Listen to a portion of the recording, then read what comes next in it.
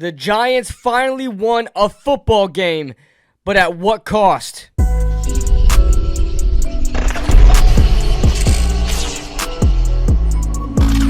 What is going on, guys? What is going on, 27 Squad? Welcome back into another video. As always, this video is being brought to you by our good friends at Sleeper. Huge shout out to Sleeper for sponsoring this video and being the official sponsor of this channel for the season. Join over 6 million users since 2023 on the #1 sports app in the world. Your one-stop shop for sports news, live game scores and stats, fantasy football, and of course, pick contests. Predict the hottest football stats like passing yards, touchdowns, and interceptions to cash in on your daily fantasy football skills. Right now, use promo code 27Squad and Sleeper will match your first deposit up to $100. Terms and conditions apply. See Sleeper's terms of use for more details. All right, so it's crazy. All right, listen. Let's get the good stuff out of the way. All right, let's talk about the good stuff. The Giants finally got a win, and it came against, unexpectedly, this is the most Giants thing ever, I swear, just the underdog thing. 3-0 Chargers team, who is arguably the best opponent we've faced thus far. Then you get the Chiefs and Commanders and Dallas, we don't really know where they lie. But the Giants are coming in 0-3 against a 3-0 Chargers team, historically where the Giants are just terrible against the Chargers. Eli Manning has never beaten the Chargers. And they come, at home. They're here at home and they beat the Chargers. Something that Jaxson Dart has done in one game, what Eli Manning has never done in his entire career. Now, granted, against Phillip Rivers and stuff like that, whatever the rivalry there. But I guess that's a feat. I guess that's a positive, a step in the right direction. The Giants won a football game against the Chargers for the first time in like 30 years. All right? Awesome. I thought Jaxson Dart, my thoughts on him. I would love to watch the film. I can't wait to watch the film. I'll be breaking that down on this channel, and we'll see what happens with YouTube if they decide to demonetize me or take it down or whatever the case is.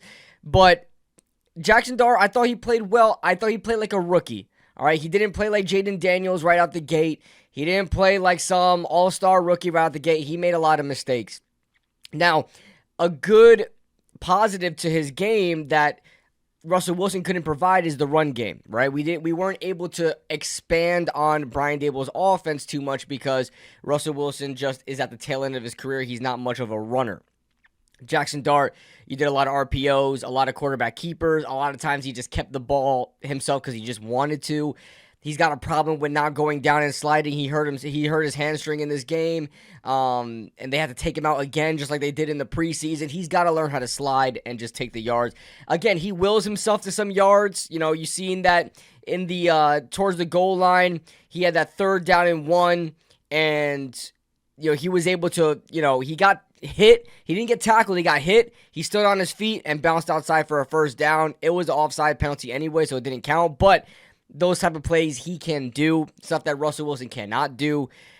I think the Giants won this game, I don't want to say because of him, but a lot of things that he done, the Giants were not able to do with Russell Wilson. Those short yard situations where you have to pick up some yards or just be a threat with your legs, Russell Wilson just doesn't have anymore, and that the Giants were able to get a win because of that. The defense played great. There were a lot of, the defense isn't going to play perfect. I've learned to accept that. But the defense did very well. Drew Phillips came back after the controversy that he's like one of the worst slot corners in the NFL because of his catch to a target ratio. He played a lot better this game. He's tackling just fine. Plays well in the run game. Had himself another interception. That's great to see. This time it was uncontested, as a lot of people didn't think that he actually had an interception the first time against the Cowboys. But the defense played well. Brian Burns was out of his mind. Abdul Carter might be the best half-sack edge rusher of all time. We're 4 games in. He has a half a sack, and that man is like leading all rookies in pressures right now. He's playing great. He just cannot. His luck is terrible because he cannot get the quarterback to just stay put and stay down. I'm watching Red Zone right now. I got some money on the games, but it doesn't feel like a win because we're gonna get to what we have to get to. What else do I have to talk about? I mean, what else is there to talk about? I mean, that's it. The pass rush was pretty good. Pass defense, not very good. Tyler Nubin, get this guy off my football team. I don't know why you guys keep liking Tyler Nubin. That big run by Amari and Hampton was because of Tyler Nubin. So let's get on to the bat, all right? The Giants get a win, but we still lost. Malik Nabers. Malik Nabers is believed because it's not official from a doctor yet, but everybody and their mother knows he tore his ACL.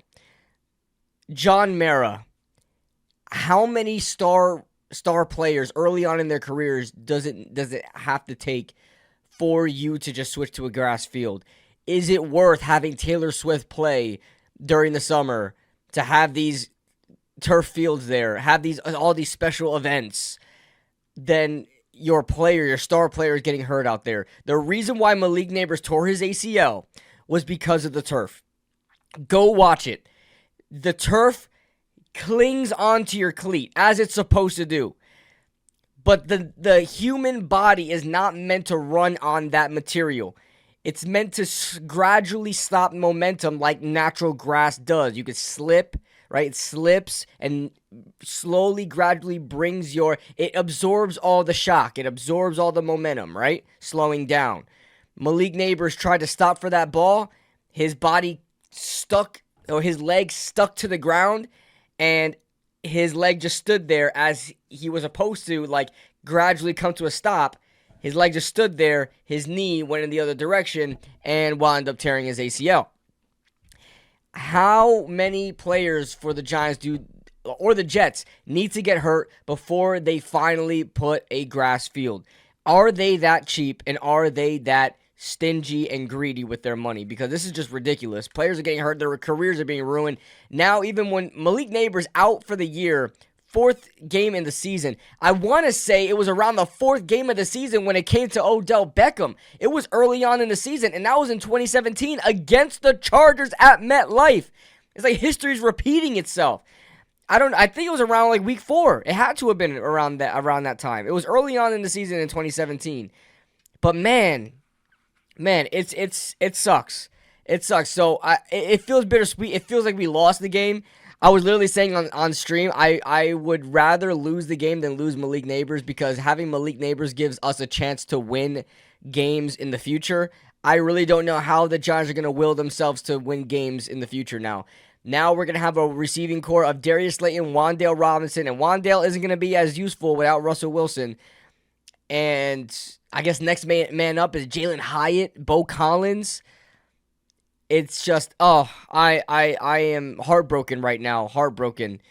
Man. Talking more about Jaxson Dart.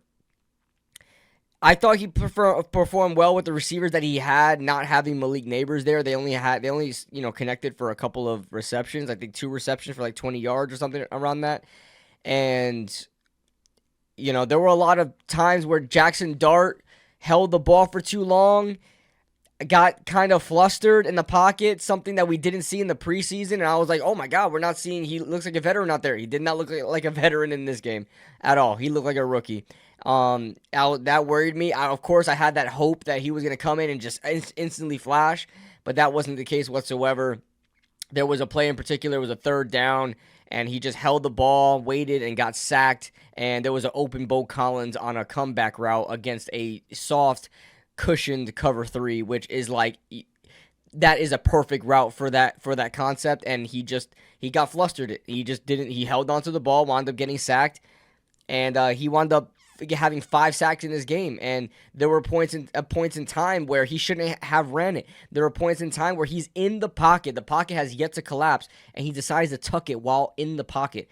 You should never tuck it inside the pocket. Why would you do that? You tuck it outside the pocket, or you tuck it as you're stepping up in the pocket, ready to run through. You don't just sit there and then see nothing's open and you say, oh, screw it, I'm going to tuck it. You don't do that. You should always threat the pass.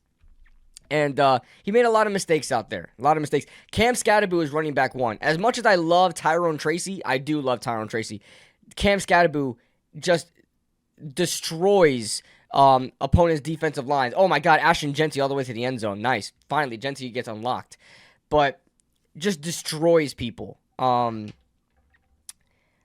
And with Tyrone Tracy, you don't get that in between the tackles. You bounce outside the tackles, and he gets he can slip away from some defenders. But I think there's gonna be a good 1-2 punch there when Tyrone Tracy comes back. But I think Cam Scadaboo's our number one guy, man. He runs with passion. He runs with juice. He runs with a spark, man. And he definitely helped us in a lot of ways to win this game as well. Now he had 25 carries, which is a lot, for 79 yards, 3.2 yards per carry, no touchdowns. But I'll tell you right now, he got a lot of tough yards for us. And I'm happy to have him on the team. The two young guys, and Jaxson Dart and Cam Scadaboo. I don't know what else there is to say in this game. The Giants are 1-2 now. They break their losing 1-3 now. They break their losing streak, and we're on to New Orleans Saints, who played pretty well against the Buffalo Bills. So we'll see what happens there. We're going to New Orleans in the Dome, so we'll see. We'll see what happens there. But that being said, leave your thoughts in the comment section below. It's a win, but is it really a win? I don't know. I don't really feel it, man. I'm not hyped up. So we'll see what happens. See you guys in the next video.